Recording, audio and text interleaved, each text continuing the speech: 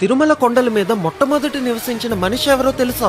1000 ఏళ్ల క్రితమే స్వామివారికి అభిషేకం చేయడం కోసం 8 కిలోమీటర్ల పాటు నడుచుకుంటూ వెళ్లి పాప వినాశనం నుంచి నీళ్లను తెచ్చేవాడు తిరుమల నంబి. అలా ఒక రోజు నీళ్లను తెస్తున్నప్పుడు ఒక వేటగాడు వచ్చి బాగా దాహం వేస్తుంది, నీళ్లను ఇవ్వమని అడుగుతాడు. కానీ ఇవి స్వామివారి అభిషేకంకి తీసుకువెళ్తున్నాను అని ఇవ్వకుండా వెళ్ళిపోతాడు. దాంతో ఆ వేటగాడు తన వెనకే వెళ్తూ బాణంతో ఆ కుండకి కన్నం పెట్టి దాని నుంచి వచ్చిన నీళ్లని తాగుతాడు. అయితే గుడి దగ్గరికి వచ్చినప్పటికీ నీళ్లు లేవని చూసుకొని నంబి చాలా బాధపడుతూ ఉంటాడు. దాంతో ఆ వేటగాడు పక్కనే ఉన్న ఒక కొండ మీదకి తన బాణాన్ని వేసి ఒక జలపాతాన్ని తెప్పిస్తాడు. ఇంకా ఇప్పటి నుంచి స్వామివారి అభిషేకానికి కావలసిన నీళ్లని ఇక్కడి నుంచే తీసుకురా అని చెప్పి మాయమైపోతాడు. ఆ జలపాతమే ఇప్పటికీ ఉన్న ఆకాశగంగ. అయితే వేటగాడి రూపంలో వచ్చింది స్వయంగా వెంకటేశ్వర స్వామి. ఇంకా ఆ నీళ్లు తీసుకువచ్చిన తిరుమల నంబి ఆ గుడి పక్కన ఒక చిన్న ఇల్లుని కట్టుకొని మొట్టమొదటి తిరుమల నివాసి అయ్యాడు. మీకు తిరుమల దర్శనం ఎన్ని గంటలు పట్టిందో కామెంట్ చేసి అందరూ చెప్పండి. గోవిందా గోవిందా.